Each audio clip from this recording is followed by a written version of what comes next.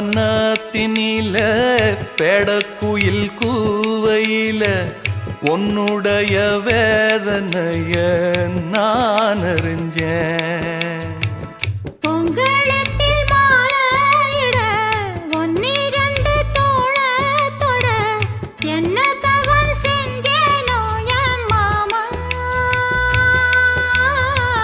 வண்ணக்கிளி கையத்தொட சின்ன சின்ன கோலமிட உள்ளம் மட்டும் வழியே நானே,